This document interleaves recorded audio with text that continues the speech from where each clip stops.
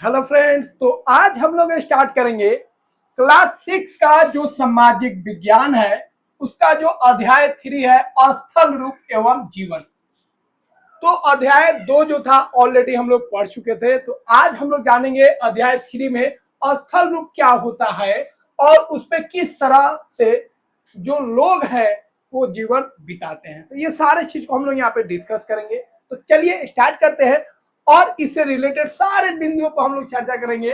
और अगर आप चाहते हैं इस नोट्स को, ये जो डिजिटल नोट्स है, बेहतरीन नोट्स है, उसको अगर आप चाहते हैं डाउनलोड करना तो डिस्क्रिप्शन में हम लिंक दे देंगे, वहां से आप टेलीग्राम चैनल में जुड़ के इसको आप डाउनलोड कर लीजिएगा, जिससे आपका जो अध्ययन है वो आसान हो जाएगा और इसका आप नोट्स भी बना सकते हैं, कॉपी में लिख भी सकते हैं। ठीक है, तो चलिए हम लोग जानेंगे स्थल रूप क्या होता है और उस पर किस तरह का जीवन होता है। तो सबसे पहले हम लोग समझते हैं स्थल रूप होता क्या है। देखिए, यह हो गया आपका गोलाकार पृथ्वी हो गया। गोलाकार क्या होगा? पृथ्वी।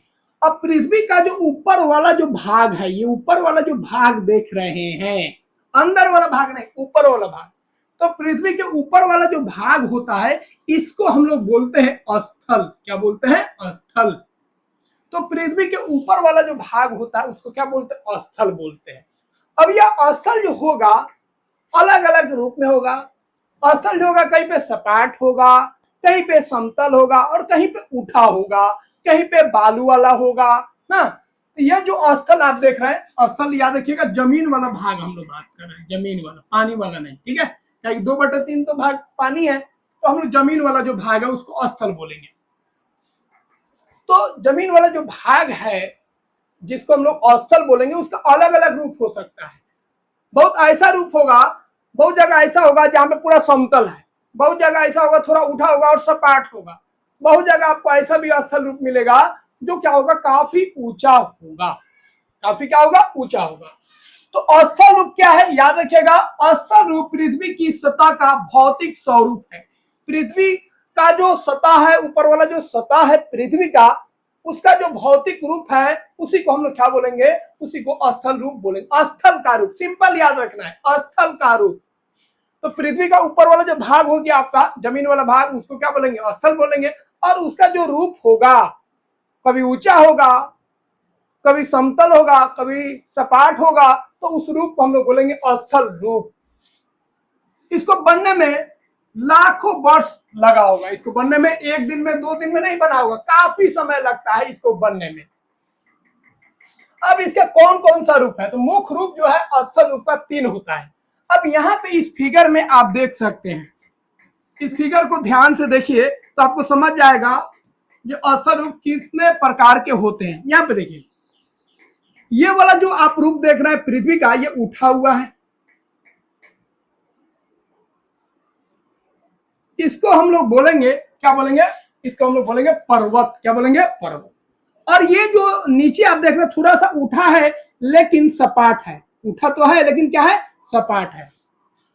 तो ये काफी ऊंचा है, काफी उठा हुआ है। ये थोड़ा सा उठा है लेकिन सपाट है, तो ये हो गया आपका पर्वत। ये क्या हो गया? आपका पर्वत। और ये थोड़ा सा उठा है और सपाट है, तो इसको हम लोग बोलेंगे पठार। क्या बोलेंगे? पठार। ठीक है, इसको डिटेल में हम लोग पढ़ेंगे। और नीचे जो आप देख रहे हैं काफी नीचे है और एकदम समतल है, तो ये जो रीजन हम लोग देख रहे हैं, ये जो क्षेत्र हम लोग देख रहे हैं, ये हो गया आपका मैदान। क्या हो गया? मैदान। तो पृथ्वी का जो स्थल रूप है वो उसका मुख्य 3 रूप आप देख सकते हैं। एक हो गया आपका पर्वतीय क्षेत्र, एक हो गया आपका पठारी क्षेत्र और एक हो गया मैदानी क्षेत्र। तो जो ऊंचा होगा वो आपका क्या हो जाएगा? पर्वतीय क्षेत्र हो जाएगा, पर्वत हो जाएगा। जो सपाट, थोड़ा ऊंचा होगा और सपाट होगा, उसको पठार बोलेंगे और उस क्षेत्र को पठारी क्षेत्र बोलेंगे। और जो समतल होगा, जो ऊंचा नहीं होगा, पूरा समतल होगा, उस क्षेत्र को हम लोग मैदानी क्षेत्र बोलेंगे और उस भाग को हम लोग क्या बोलेंगे? मैदान बोलेंगे। तो स्थल रूप को भैया हम लोग कितना भाग में बांट सकते हैं? एक हो गया आपका पठार, एक हो गया मैदान और एक हो गया पर्वत। क्या इसके अलावा भी होता है? हाँ, इसके अलावा भी होता है। रेगिस्तानी इलाका भी होता है। तो रेगिस्तानी इलाका जो होता है वो समतल तो होता है लेकिन वहां पे मिट्टी नहीं होता है, वहां पे बालू होता है, रेत होता है। तो वह भी एक भाग हो गया। लेकिन मुख्य रूप से हम लोग कितना भाग में बांटेंगे स्थल रूप को? 3 भाग, पठार, मैदान और पर्वत। ठीक है, तो ऊपर से याद रखिएगा ऊंचाई के आधार पे पर्वत, पठार और मैदान। पर्वत, पठार और मैदान जो है ये स्थल रूप हो गया, स्थल का रूप हो गया। अब हम बात करेंगे, जब पर्वत पे बात करें, पठार पे बात करें, मैदान पे बात करें, तो सब पे जीवन एक समान है क्या? सभी पे लोगों का या पेड़ पौधों का या जानवरों का जो संख्या है एक समान है? नहीं। तो अगर हम लोग समतल वाला भाग पे देखेंगे तो समतल वाला जो भाग है मैदानी क्षेत्र, वहां पे ज्यादा आबादी होगा। पठार में बात करेंगे थोड़ा आबादी कम हो जाएगा, और पहाड़ी क्षेत्र पे, पर्वतीय क्षेत्र में बात करेंगे तो वहां पे आबादी और भी कम हो जाएगा। क्योंकि मैदानी क्षेत्र में आपको सब सुविधा मिल रहा है, नदी मिल रहा है ना, वहां का वातावरण मिल रहा है, आसपास जंगल झाड़ी है, जानवर है, खाने का सारा चीज आपको उपलब्ध हो जाएगा। इसीलिए मैदानी क्षेत्र में रहना क्या होता है, आसान होता है, इसीलिए यहाँ पे आबादी ज्यादा मिलेगा। तो विभिन्न स्थल रूपों पर अलग अलग जलवायु है। पहाड़ का मौसम अलग है, पठार का मौसम अलग है, मैदान का मौसम अलग है। तो हर एक जगह पे आपको अलग अलग जलवायु मिलेगा, अलग अलग क्लाइमेट मिलेगा।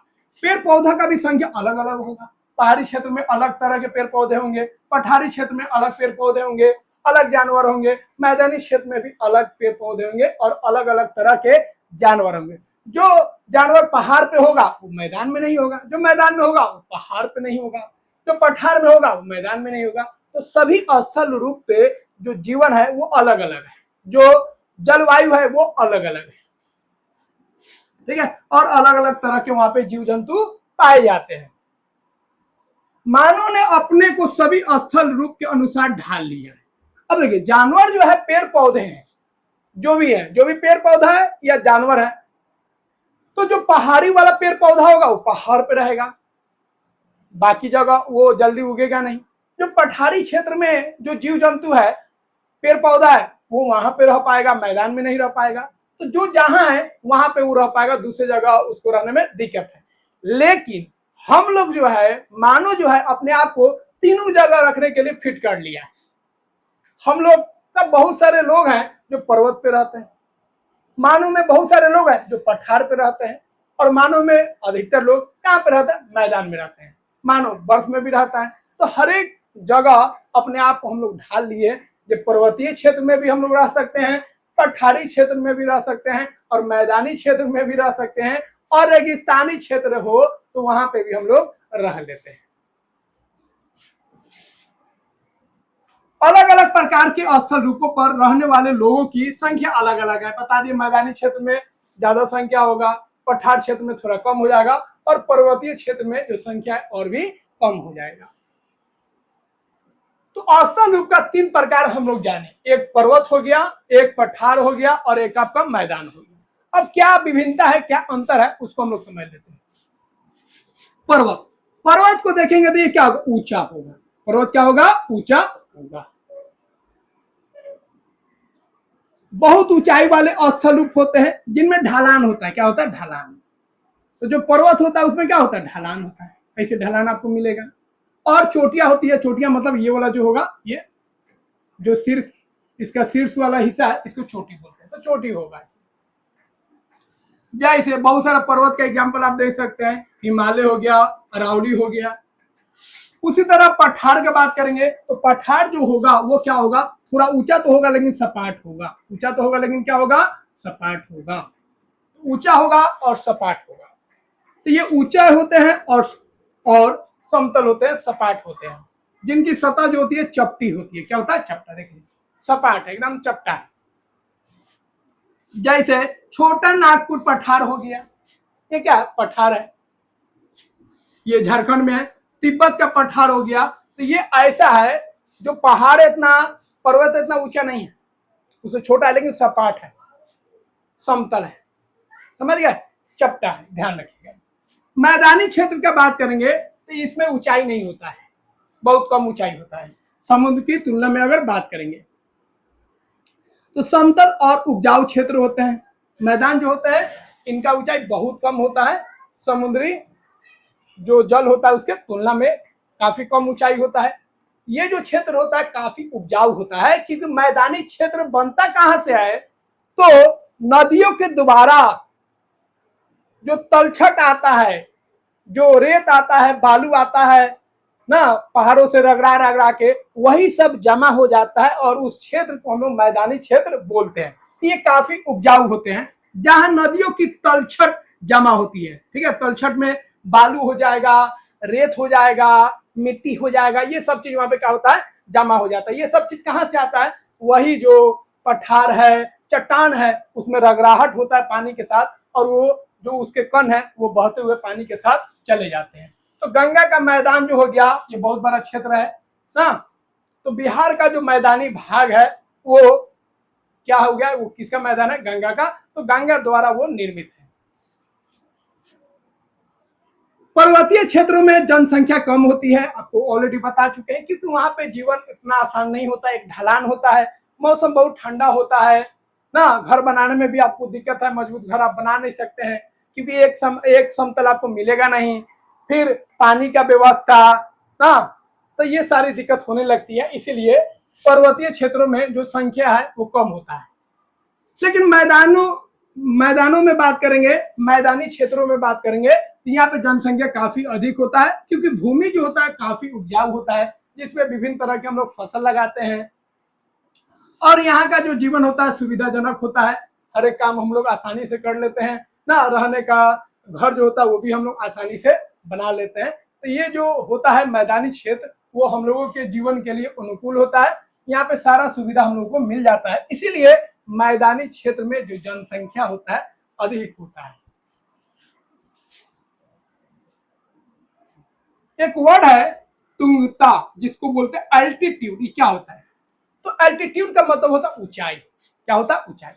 लेकिन ऊंचाई आप मानिएगा कैसे, क्योंकि जो जमीन है पृथ्वी का, वो एक समान तो है नहीं, कहीं पे गड्ढा है, कहीं पे उठा है, कहीं पे बराबर है, कहीं पे हल्का उठा है।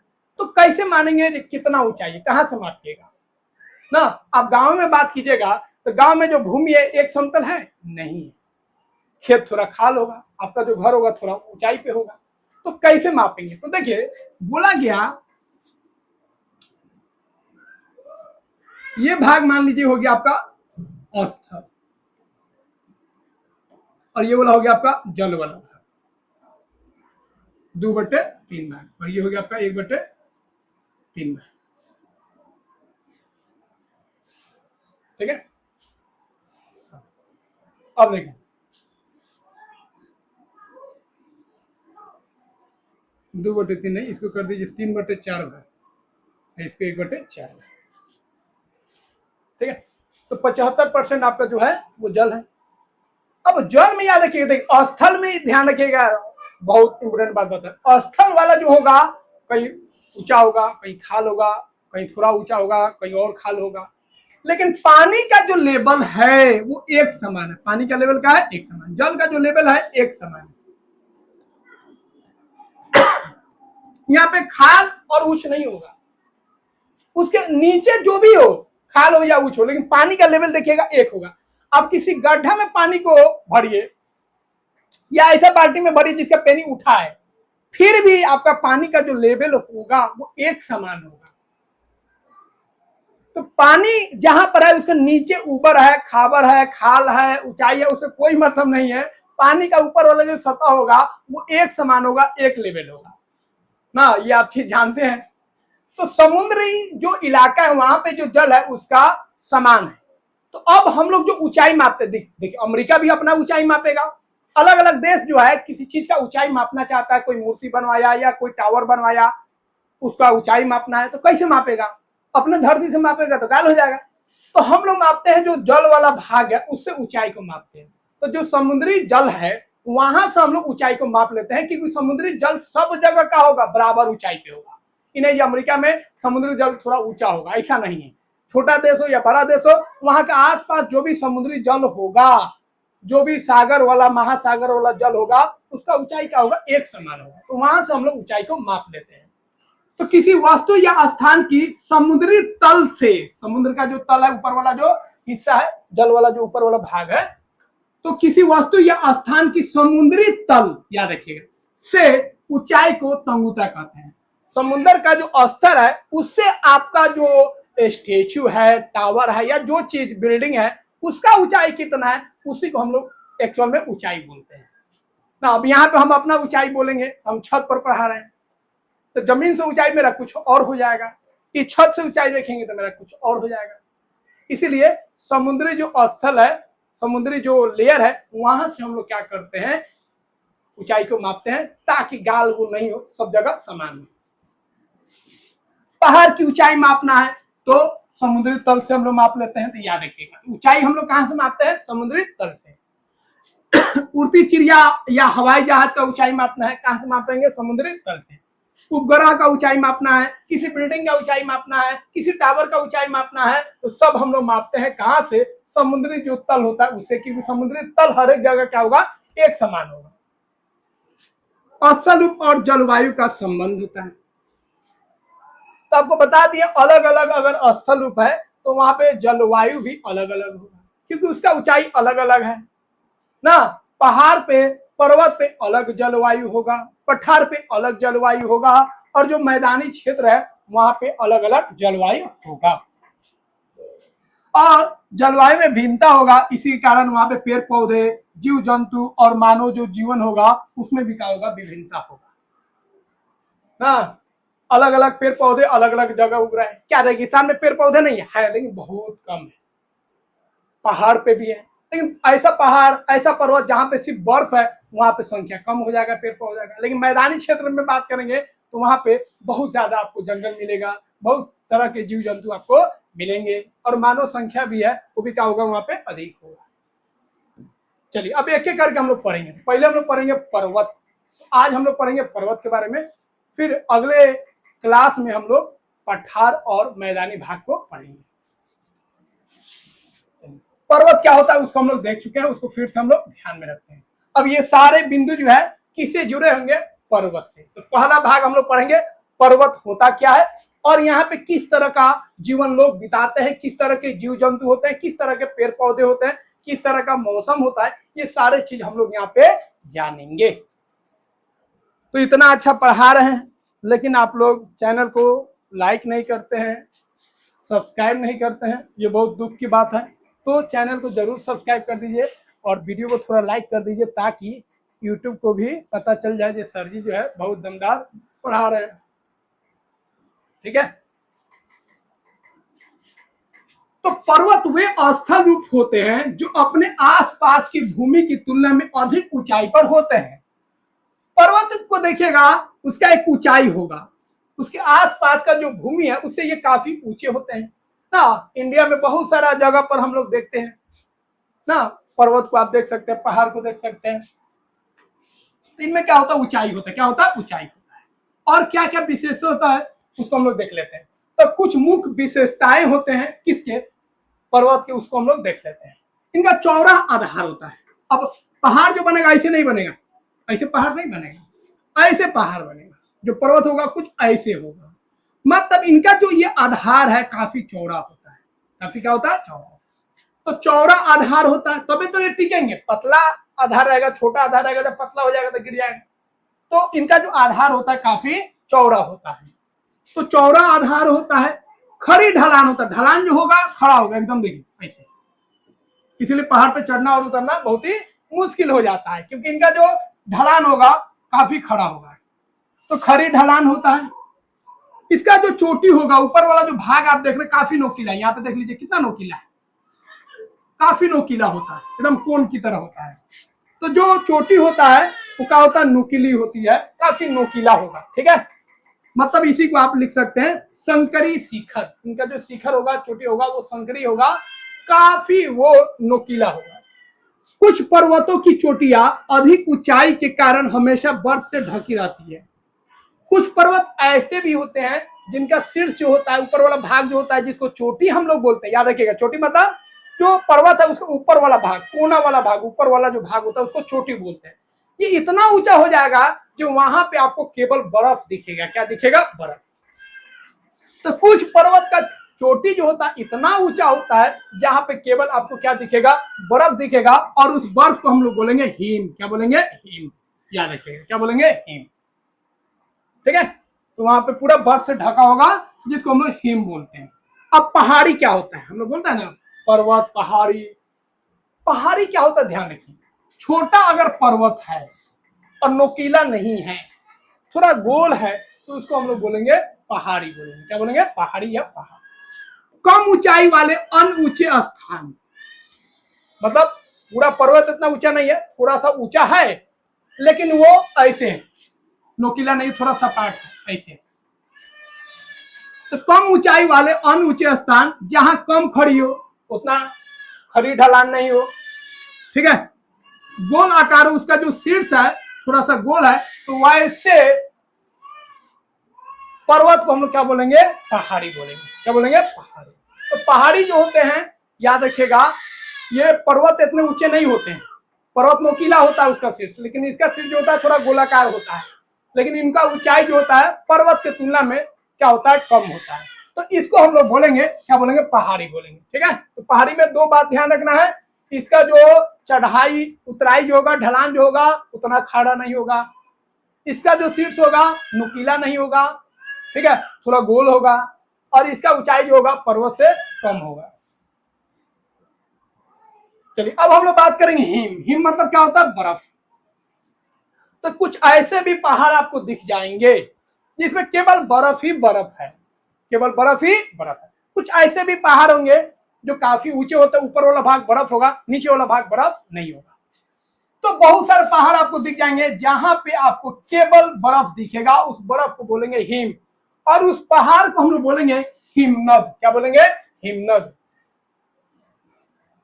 तो ऐसे पहाड़ जहां पे केवल बर्फ ही बर्फ से ढका हुआ है वो पहाड़, उस पहाड़ को हम लोग बोलेंगे हिमनद। बात समझ रहे हैं? वो पहाड़ है, अंदर चट्टान है, याद रखिए, केवल वहां पे बर्फ ही नहीं है, उसके अंदर चट्टान है, लेकिन वो चट्टान के ऊपर जो है पूरा बर्फ क्या हुआ है? बर्फ उसको ढक लिया है। तो वैसे पर्वत को हम लोग क्या बोलेंगे? हिमनद बोलेंगे। अब हिमनद में याद रखिएगा, हिमनद से ही ये सब जो भी बर्फ आप देख रहे हैं ये सब पिघलता है। क्या होता है?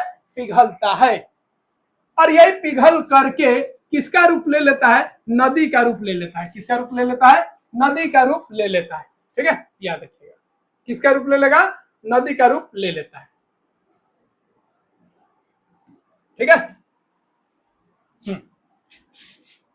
अब बर्फ कहां पिघलेगा? ऊपर से पिघलेगा कि नीचे से पिघलेगा? तो हिमनद जो है, हिमनद मतलब याद रखिएगा ऐसा पहाड़, ऐसा पर्वत जो पूरा बर्फ से ढका हुआ है, उसको हिमनद बोलेंगे। अब हिमनद से ही नदी बनता है, क्योंकि यहीं का बर्फ पिघल पिघल के, ठीक है, नदी के रास्ते जाता है। तो नदी का निर्माण किससे हुआ? हिमनद से हुआ। बर्फ कहां से पिघलेगा? तो ऊपर वाला बर्फ नहीं पिघलता है, नीचे से बर्फ पिघलता है, याद रखिए। तो गर्मियों में निचली ऊंचाई, नीचे वाला जो है जिसका ऊंचाई कम है, पर हिम पिघल कर जल बन जाता है। जो बर्फ है, जो हिम है, वो पिघल कर क्या बन जाएगा? जल बन जाएगा, और ये नदियों में जाके मिल जाता है और नदी के रास्ते चला जाता है। अत्यधिक ऊंचाई पर बर्फ कभी नहीं पिघलता, याद रखिएगा। तो हिमनद में जो ऊपर वाला बर्फ होगा नहीं पिघलेगा, नीचे वाला जो होगा बर्फ पिघलेगा, और वही नदी का रूप ले लेता है। और पर्वत हमेशा बर्फ से ढका रहता है। ऊंचाई वाला जो पर्वत होगा, ऊपर वाला जो भाग होगा हिमनद का, वो हमेशा बर्फ से ढका रहता है। नीचे वाला बर्फ जो होता है पिघलता है। अगर ऊपर से पिघलना तो दिक्कत हो जाता, पूरा जो आपका ऊपर से पिघलते जाता पानी आता, इस बर्फ से मिलता, इसको भी पानी बनाते जाता, पूरा बर्फ खत्म हो जाता है। तो इसीलिए बर्फ जो है वो नीचे से पिघलता है। ठीक है, अब देखिए वर्षण क्या होता है, इसको भी ध्यान रखिए। वर्षण क्या होता है? वर्षण मतलब हो गया वर्षा, बारिश ना। अब वर्षण 3 रूप में होता है। हम लोग तो केवल देख रहे, हम लोग 2 रूप देखते हैं, और तीसरा रूप दूसरा जगह होता है ना। तो मैदानी इलाका में जो बारिश होता है उसका 2 रूप होता है, एक पानी के रूप में, और कभी कभी पत्थर के रूप में भी तो बारिश होता है, जिसको बर्फ बोलते हैं। तो 2 तरह का बारिश हुआ, एक पानी के रूप में, जल के रूप में, और दूसरा बर्फ के रूप में। किसके रूप में? बर्फ के रूप में। लेकिन आप ऐसे जगह जा रहे हैं जहाँ पे ठंडा इलाका है, तो ठंडा इलाका में आप देखिएगा जो बारिश होता है वो बर्फ का छोटा छोटा पाउडर टाइप का गिरेगा, मतलब ऊपर से जो बर्फ गिरेगा आपका पाउडर टाइप का गिरेगा, जिसको हम लोग स्नो बोलते हैं। क्या बोलते हैं? स्नो। तो वर्षण जो है उसका 3 रूप हो गया, एक जलीय रूप हो गया ना, एक आपका कौन भाग हो गया? बर्फ वाला भाग हो गया, और तीसरा आपका स्नो वाला भाग हो गया। तो वायुमंडल से भूमि पर किसी भी रूप में वर्षा जो हो रहा है, वर्षा का 3 रूप है, ठीक है। पानी जो ऊपर से आ रहा है उसका 3 रूप हो सकता है, वर्षा के रूप में मतलब जल के रूप में, हिमपात के रूप में, हिमपात मतलब याद रखिएगा स्नो, बर्फ का पाउडर, बर्फ का पाउडर, ठीक है। बर्फ का क्या होगा, पाउडर, पाउडर यहां पे गिरता है, बर्फ का पाउडर। और ओला मतलब हो गया, याद रखिएगा बर्फ, ओला मतलब क्या हो गया, बर्फ, ठीक है।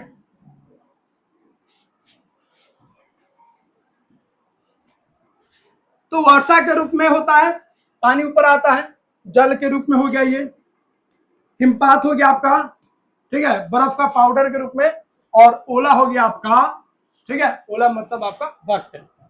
तो बर्फ के रूप में तो मैदानी क्षेत्र में भी बारिश होता है, कभी कभी खूब होता है, उसमें इतना बर्फबारी होता है, अगर बाहर जाएगा नहाने तो देहात सब फूट जाता है, अल्बेस्टर ये सब जो रहता है सब टूट जाता है। अब ये वाला पार्ट बहुत इंपोर्टेंट है। अब कुछ पर्वत का नाम है जो काफी नामी है, और इसको आपको याद रखना है। इसको क्या रखना है, याद रखना है। एवरेस्ट नाम सुने होंगे। एवरेस्ट जो है, ठीक है, वो कहां कहां है, नेपाल और तिब्बत में है, और कुछ भाग हम लोग के देश में भी है। यह विश्व का सबसे ऊंचा पर्वत है। इसका ऊंचाई कितना है, 8,849। पहले कितना था, 8,848। मतलब आप कह सकते हैं इसका ऊंचाई कुछ साल में बढ़ते जाता है। उसका भी रीजन है, नीचे जो है, जमीन के नीचे जो है प्लेट होता है, प्लेट के टकराने से ये बना है, इसीलिए प्लेट जब जब टकराएगा तो इसका ऊंचाई क्या होता है, बढ़ते जाता है। मतलब आप कह सकते हैं ना, बहुत लोग कहता है ना, जिंदा पर्वत मुर्दा पर्वत, जिंदा पहाड़ मुर्दा पहाड़, तो ये जिंदा पहाड़ हो गया क्योंकि इसका ऊंचाई बढ़ते जाता है। दूसरा है कंचनजंगा, याद रखिएगा, एवरेस्ट सबसे ऊंचा हो गया, ठीक है। कंचनजंगा याद रखिएगा, भारत की सबसे ऊंची चोटी। विश्व का सबसे बड़ा जो पर्वत है वो कौन हो जाएगा, आपका एवरेस्ट।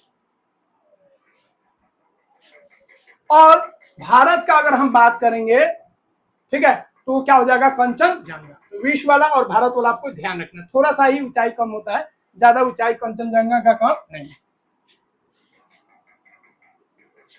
उसके बाद अकोंकागुआ, ये दक्षिण अमेरिका का सबसे ऊंचा चोटी है।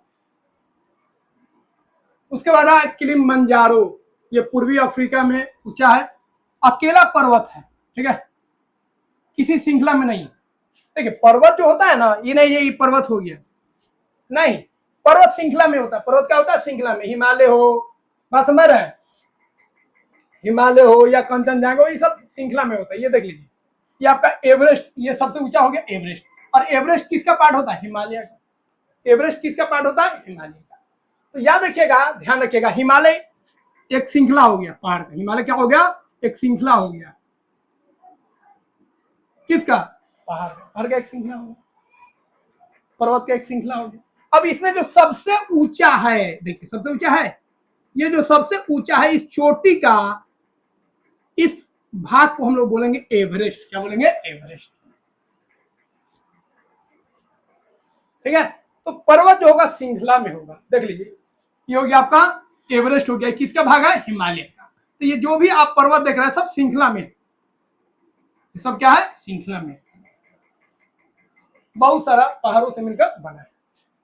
लेकिन किलिमंजारो जो है अकेला पर्वत है, सीधा ऐसे हो गया, ये श्रृंखला में नहीं। माउंट ब्लॉक जो है यूरोप में है। ऑल्प्स का सबसे ऊंचा शिखर याद रखिएगा, ऑल्प्स जो पर्वत है वो भी श्रृंखला में होगा, उसका सबसे ऊंचा। एंडीज जो है ये भी श्रृंखला में होगा। एंडीज पर्वत का सबसे ऊंचा चोटी कौन हो गया, अकोंगुआ, ठीक है। अनाईमुड़ी दक्षिण भारत का सबसे ऊंचा पर्वत याद रखिएगा, दक्षिण भारत का। पूरे हम लोग बात करेंगे भारत का तो सबसे ऊंचा चोटी कौन हो जाएगा, कंचनजंगा। और दक्षिण भारत का सबसे ऊंचा पर्वत बात करेंगे, सबसे ऊंचा चोटी तो कौन हो जाएगा, अनाईमुड़ी। दक्षिण भारत का हो जाएगा अनाईमुड़ी, पूरे देश का क्या हो जाएगा आपका, कंचनजंगा। विश्व का कौन हो जाएगा आपका, एवरेस्ट। एवरेस्ट किसका पार्ट है, हिमालय। तो हिमालय पर्वत श्रृंखला हो गया, एक उसका ऊंचा जो भाग है उसको एवरेस्ट बोलेंगे, ठीक है। तो हिमालय का जो भाग है नेपाल में भी है, चाइना में भी है, और हम लोग के देश में भी है। लेकिन उसका जो ऊंचा वाला चोटी है एवरेस्ट, वो केवल नेपाल और तिब्बत में है। नेपाल और तिब्बत में है, चाइना में है और इंडिया में नहीं है। लेकिन उसका जो भाग है पर्वत वाला, हिमालय वाला, वो तीनों देश में है।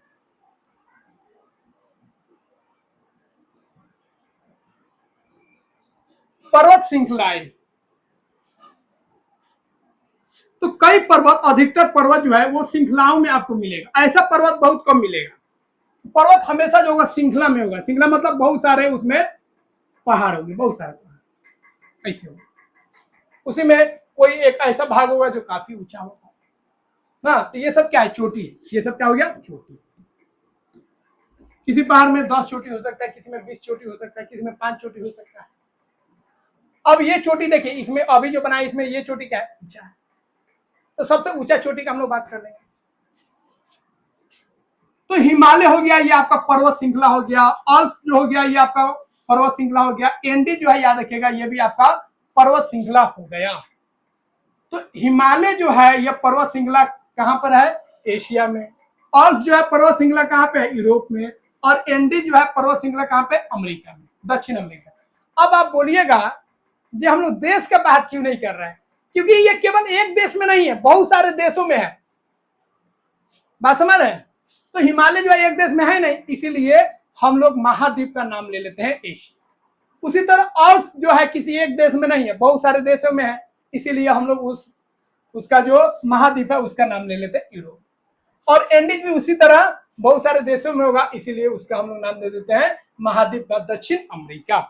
तो महाद्वीप का नाम रखना यहाँ पे थोड़ा मजबूरी हो जाएगा, क्योंकि वो एक देश में पर्वत श्रृंखला नहीं है। देखिए ना कितना बड़ा है,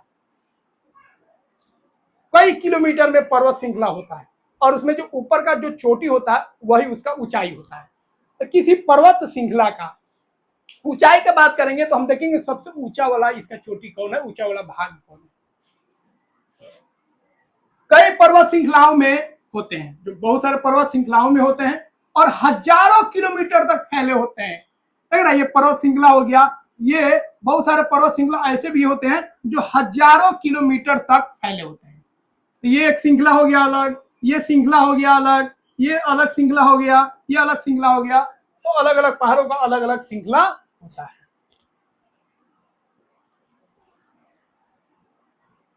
अब हम लोग बात करेंगे पर्वतों की उम्र। जो पर्वत है उनकी उम्र क्या है, कितने सालों पहले बने हैं, उसको हम लोग बात कर लेते हैं। तो पर्वत को हम लोग दो भाग में बांट सकते हैं, एक नवीन पर्वत और एक हो गया प्राचीन पर्वत। अब नवीन पर्वत ही नहीं ये 2000 के बाद बना है या कुछ दिन पहले बना है। नवीन पर्वत मतलब कुछ पहाड़ ऐसे हैं जो काफी पुराने हैं, काफी पुराने, और कुछ पहाड़ ऐसे हैं जो ज्यादा पुराने नहीं, लेकिन ये नहीं ये मतलब 100 साल या 200 साल पुराने, काफी पुराने। हिमालय जो है याद रखिएगा यह नवीन पर्वत है, थोड़ा नया है।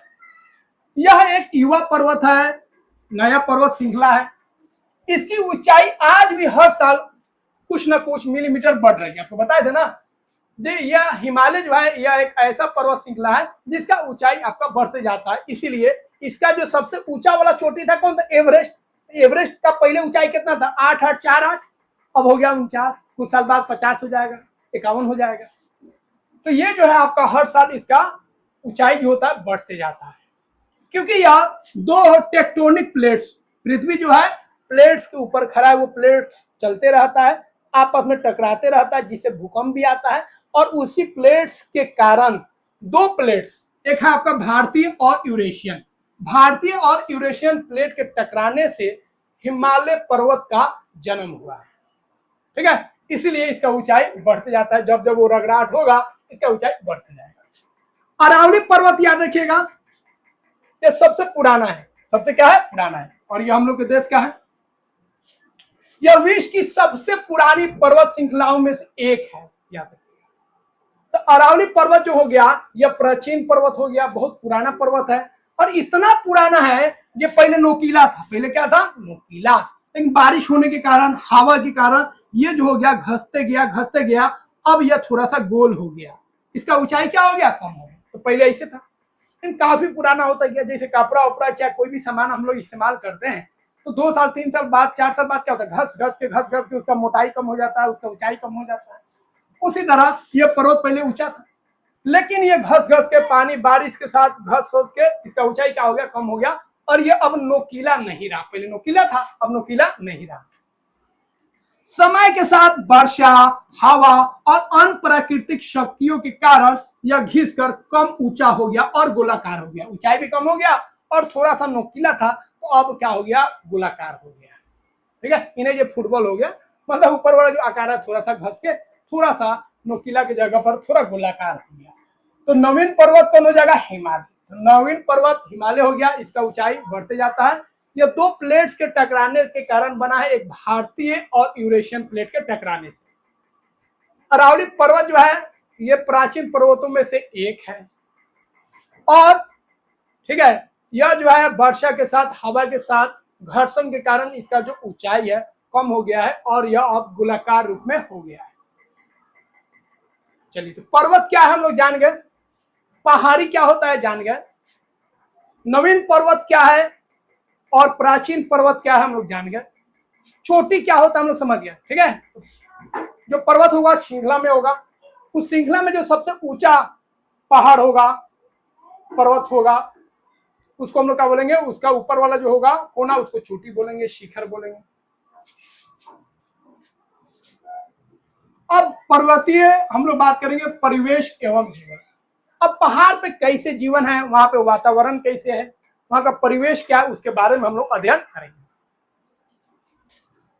तो देखिए, पर्वतों की ढलानों पर विशेष प्रकार के वन होते हैं। पर्वत क्या है, ढलान टाइप का है, ऐसे ढलान मिलेगा। तो ढलान पे भी आपका पेड़ पौधा है, ये पेड़ पौधा गिर जा रहा है, वहां पे भी पेड़ पौधा है। अब विशेष प्रकार का होगा, ऐसा होगा जो वहां पे टिक पाए। हर पौधा पहाड़ पे नहीं ना टिक पाएगा, इसको पर्वतीय वन बोलते हैं, और सभी मिलकर पर्वतीय वन बनाते हैं। तो देखिए क्या क्या पाया जाएगा उसको देख लीजिए। वृक्ष जो होगा आपको इस तरह से मिलेगा, पहाड़ पे वृक्ष ऐसे मिलेगा, देख लीजिए, जिस तरह का अशोका हम लोग इस्तेमाल करते हैं वैसे। इसका पत्ता जो होगा इस तरह का होगा, क्यों होगा, ताकि इस पे बर्फ उर्फ अगर आए तो वो नीचे गिर जाए, उस पर टीके नहीं रहे। अगर बर्फ टीके रह जाएगा तो पेड़ को, ठीक है, इसका जो लाइफ है समाप्त हो जाएगा। हवा से भी अगर सीधा रहेगा, सपाट रहेगा, तो हवा से ज्यादा टकराएगा, तो हवा ऐसे आएगा, ऐसे निकल जाएगा। तो अपने आप को सुरक्षित रखने के लिए, अपने आप को जिंदा रखने के लिए अपने आप को ऐसे तिरछा ये रखते हैं। इनका जो पत्ता होता है वो तिरछा होता है। कौन कौन है याद रखिएगा, पाइन हो गया, देवदार हो गया, फर हो गया और स्प्रूस हो गया। ये 4 तरह के वहां पे पेड़ पाए जाते हैं। इसके अलावा भी बहुत तरह का है जिसको हम बताने जा रहे हैं। इन वृक्षों का विशेषता क्या है, ये ऊंचे होते हैं, ठीक है, और शंकु के आकार के होते हैं, शंकु होते हैं, ऐसे होगा। पत्तियां पतली होती है ताकि हवा का दबाव ये झेल सके। चौड़ा होगा तो हवा का दबाव ज्यादा लगेगा और वो गिर जाएंगे, उखड़ जाएंगे। और नोकीला होता है, क्या होता है, नोकीला होता है। इससे 2 फायदा, उनका जो पत्ता है चौड़ा नहीं होता, पतला होता है और नोकीला होता है, ताकि बर्फ उस पर गिरे, हवा भी जाए तो साइड से गुजर जाए, उन पर ज्यादा बल नहीं लगेगा। ज्यादा बल लगेगा, हवा का ज्यादा प्रेशर लगेगा तो गिर जाएंगे। तो अपने आप को मजबूत रखने के लिए इनका पत्ता पतला होता है और नोकीला होता है, ठीक है। और किस आकार का होता है, इनका जो ढांचा होता है पेड़ पौधा का, वो ऐसे होता है, कोन की तरह होता है, शंकु की तरह होता है।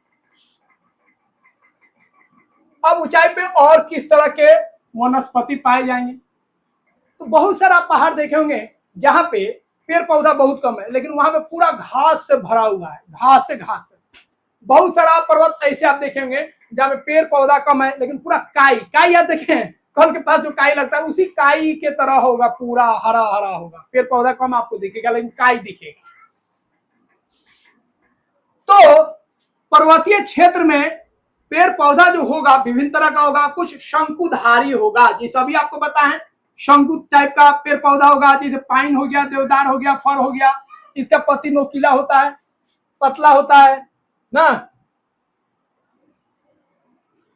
तो ये ऊंचाई पर होगा, कहां पे होगा, ऊंचाई। नीचे आइएगा आप तो आपको काई दिखेगा, काई को क्या बोलते हैं, मॉस। काई जो होता है ये भी एक जीव होता है, याद रखिएगा, ठीक है। और ये क्या होता है, फंगी, सॉरी एल्गी होता है, क्या होता है, एल्गी, जिसको हम लोग क्या बोलते हैं, फंगी को कवक, एल्गी को क्या बोलते हैं, कवक हो गया, और एक हो गया आपका बैक्टीरिया को जीवाणु, शैवाल। हाँ, इसको क्या बोलते हैं, शैवाल।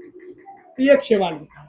ठीक है, तो जो काई होता है उसको नाम बोलते हैं मॉस, मॉस का होता है, शैवाल होता है। तो छोटी हरित वनस्पति जो जमीन पर मखमली आवरण की तरह उगती है।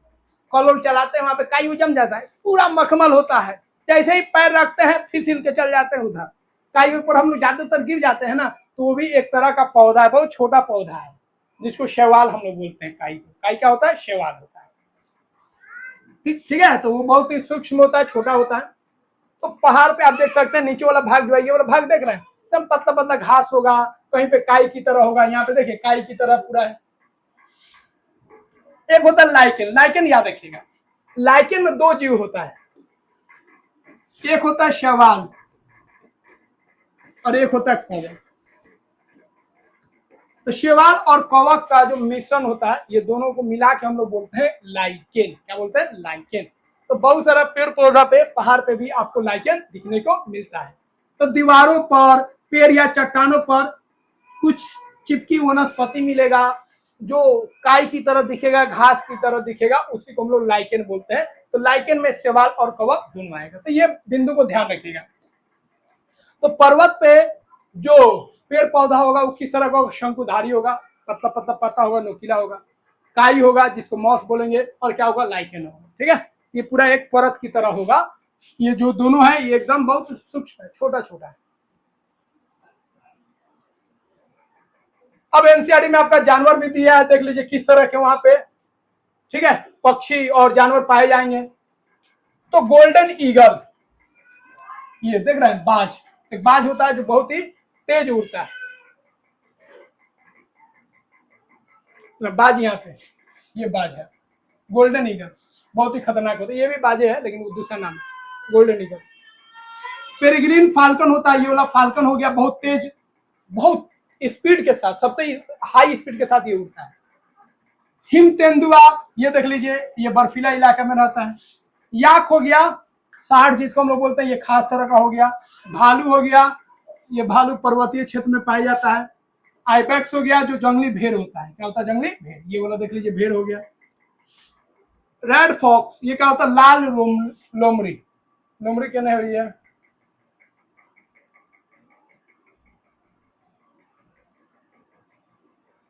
जंगली भेड़, भेड़ अलग है, भेड़ का नहीं दिया ना। ठीक है, ये हो गया आपका ग्रे फॉक्स, किसी को रेड फॉक्स भी बोलेंगे। ठीक है, ये हो गया आपका लाल लोमड़ी। हिमालय तौर, जंगली बकरी, ये बकरी को देखिए, जंगली बकरी है, सिंह देख लीजिए कितना खतरनाक है। कनाडियन लिनक्स, बिल्ली प्रजाति का जानवर, बिल्ली की प्रजाति का, ये वाला देख लीजिए, अलग बिल्ली है, खतरनाक बिल्ली है। पर्वतीय खरगोश, इस खरगोश को देखिए, पहाड़ी खरगोश है। तो विभिन्न तरह के यहाँ पे जानवर आपको देखने को मिल जाएगा।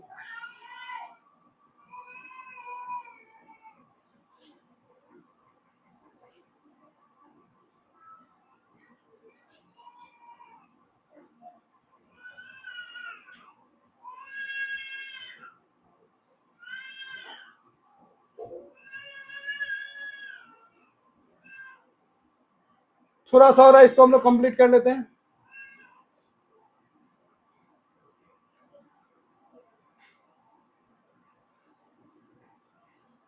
पहाड़ियों से नदियां भी निकलती हैं, जो हमारे लिए बहुत ही महत्वपूर्ण है।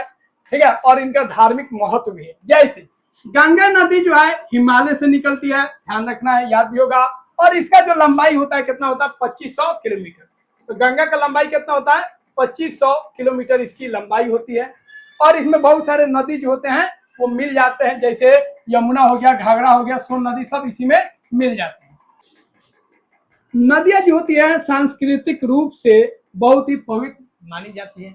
जैसे हम लोग क्या बोलते हैं, गंगा माँ बोलते हैं। तो नदी जो होता है हमारे लिए केवल नदी नहीं होता है, हम लोगों का बहुत ही श्रद्धा होता है, और उसको हम लोग अपने संस्कृति से नदियों को जोड़ते हैं।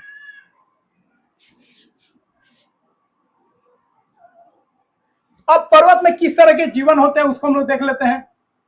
तो यहाँ पे जो होता है बहुत ही स्पेशल तरह का खेती होता है, क्या कि पहाड़ क्या है आपका, ऐसे है, ढलान है, अब इस ढलान को क्या करते हैं हम लोग, ऐसे ऐसे बना देते हैं जहां पे हम लोग खेती करते हैं। यहाँ पे आप देख लीजिए, खेती कुछ इस तरीके से होता है कि वो ढलान है, तो ढलान को थोड़ा सा चिकना कर करके हम लोग इस तरह का बना लेते हैं, और यहाँ पे क्या होता है, खेती होता है।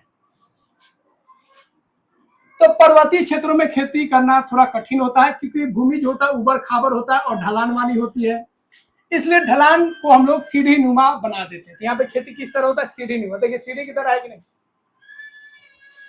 तो सीढ़ी नुमा बनाकर हम लोग वेदिका कृषि की जाती है। कौन कृषि, वेदिका कृषि। तो पहाड़ी पर किस तरह का हम लोग खेती करते हैं, सीढ़ी नुमा करते हैं, और उसमें हम लोग किस तरह का कृषि करते हैं, वेदिका। पशुपालन भी यहाँ पे कठिन है, खेतों की तुलना में पशुपालन को अधिक महत्व दिया जाता है। तो खेत से ज्यादा यहाँ पे लोग जो होते हैं किस पे निर्भर होते हैं, पशुपालन। पर्यटन, तो पहाड़ी इलाके में बहुत सारे लोग घूमने जाते हैं। तो पर्वत सुंदर और स्वच्छ होते हैं, साफ सुथरा ज्यादा होता है, क्योंकि लोग ही नहीं है, लोग रहेगा तब ना गंदा करेगा। तो अभी कम लोग है तो गंदगी कम है, ज्यादा लोग हैं ज्यादा गंदा करेंगे। जो पर्यटकों को आकर्षित करता है, ज्यादा सुंदर होता है, हरा भरा रहता है, अलग अलग तरह के वृक्ष होते हैं, अलग अलग घाटी होता है, तो यहाँ पे लोग घूमने जाते हैं। यहाँ लोग साहसिक खेलों के लिए आते हैं, बहुत सारा वहाँ पे खेल होता है जो खतरनाक होता है, बहुत ही हिम्मत वाला खेल होता है। स्कीइंग हो गया ना, हाइकिंग हो गया, पर्वतारोहण हो गया, पहाड़ पे चढ़ने वाला, पैराग्लाइडिंग होता है ना, जिसके सारे हम लोग क्या करते हैं, जो पैराशूट होता है उसके सारे हम लोग उड़ते हैं। तो इस तरह का खेल होता है। अब पहाड़ में रहना सुंदरता के हिसाब से तो अच्छा है ना, रहते हैं बहुत सारे लोग, लेकिन बहुत सारे उन लोगों को कठिनाइयों का भी सामना करना पड़ता है।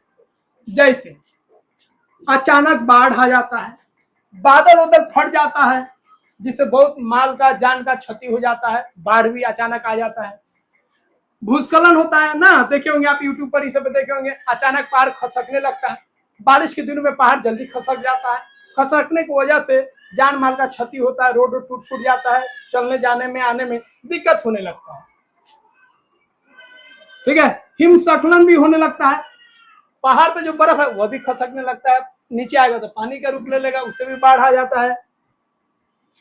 और बहुत जब पर्यटक अधिक हो जाते हैं, बहुत सारे लोग आने लगते हैं, तो दिक्कत हो जाता है, भीड़ भाड़ बढ़ जाता है ना, आने जाने में रास्ते में जाम मिलने लगता है, तो बहुत तरह का चुनौती वहां पे मिलता है। वहां का मौसम क्या होता है भैया, ठंडा होता है मौसम। तो ये सब आप देख सकते हैं, ये बाढ़ आ गया, ये भूस्खलन हो गया, मिट्टी ढह गया। ठीक है, तो भूस्खलन का आएगा तो मिट्टी का ढहना, ठीक है, और हिमस्खलन का आएगा, हिमस्खलन मतलब बर्फ का ढहना, याद रखिएगा। ठीक है, हिमपात, हिमपात मतलब होगा बर्फ का पाउडर, हिमपात मतलब बर्फ का पाउडर। तो बर्फ का पाउडर जब खूब गिरेगा, खूब बर्फबारी होगा, तो उसको हिमपात बोलेंगे। क्या बोलेंगे, हिमपात। बादल फटेगा, बादल फटेगा, गिरेगा, जान माल का क्षति होगा, बिल्डिंग पे भी गिरेगा, बिल्डिंग ध्वस्त हो जाएगा, बाढ़ आ जाएगा। ठीक है, ठंडा मौसम वहां पे होता है, इस बात को आपको ध्यान में रखना है।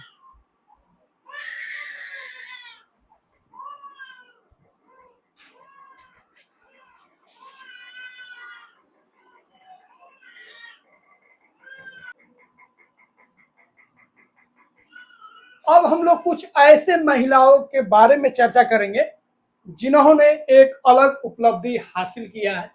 तो वो जो प्रेरक महिलाएं हैं उनका हम लोग चर्चा कर लेते हैं। जैसे बछेंद्री पाल, पहली भारतीय महिलाएं जिन्होंने 1984 में माउंट एवरेस्ट फतह किया।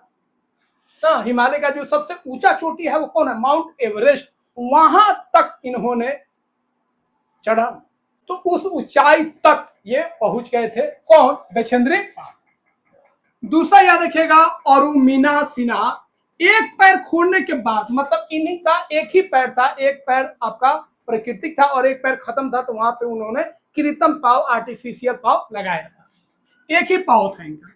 2013 में एवरेस्ट पर चढ़ा और सातों महाद्वीपों की ऊंचाई की चोटियों की फतह की। 7 महाद्वीप का जो सबसे ऊंचा चोटी है उनको भी इन्होंने क्या किया, फतह किया। और पैर कितना था इनका, एक ही पैर था, एक ही पांव पे पूरे महाद्वीप का जो सबसे ऊंचा चोटी था उसको भी पार किया, और माउंट एवरेस्ट पर भी इन्होंने चढ़ा। ये दोनों नाम याद रखिएगा, और दोनों के दोनों याद रखिएगा भारतीय। धार्मिक और सांस्कृतिक महत्व भी है। पर्वतों को विश्व भर में पवित्र माना जाता है। जैसे हम लोग नदी को पवित्र मानते हैं, जिस तरह हम लोग नदी को पवित्र मानते हैं, उस तरह हम लोग पर्वत को भी पवित्र मानते हैं। एवरेस्ट का ऊंचाई आपको बता दिए 8,849 है, 88-49 याद रखिएगा, इतना मीटर। नेपाल में याद रखिएगा माउंट एवरेस्ट को सागर माथा कहा जाता है, जिसका मतलब होता है आकाश की देवी। तिब्बत में इसको चोमुलुंगमा कहा जाता है, जिसका मतलब होता है जगत की जननी। तो ये दो नाम आप ध्यान में रखिएगा। नेपाल में क्या बोला जाता है? सागर माथा। और तिब्बत में क्या बोला जाता है? चोमुलुंगमा। सागर माथा मतलब आकाश की देवी, और चोमुंगला मतलब होता है जगत की जननी। उस तरह कैलाश पर्वत में भी हम लोग का आस्था होता है, हिंदू, बौद्ध, जैन, ठीक है, बौद्ध धर्मों का ये पवित्र स्थल होता है। तो फ्रेंड्स, यहाँ पे हम लोग चैप्टर 2 का आधा भाग हम लोग कंप्लीट कर चुके हैं, और इसका आधा भाग हम लोग अगले वीडियो में, अगले क्लास में हम लोग कंप्लीट करेंगे। तो पर्वतीय क्षेत्र से संबंधित सारे बिंदुओं पर हम लोग चर्चा कर चुके हैं। आगे वाला क्लास में हम लोग पठारीय क्षेत्र और मैदानी क्षेत्र के बारे में, रेगिस्तानी क्षेत्र के बारे में अध्ययन करेंगे। तो अभी तक आप चैनल से नहीं जुड़े हैं तो जुड़ जाइए, और इस वीडियो को डाउनलोड कर लीजिए और रिवाइज कर लीजिए और अपने कॉपी में इसको लिख लीजिए। ठीक है, तो मिलते हैं फ्रेंड्स नेक्स्ट वीडियो में। जय हिंद।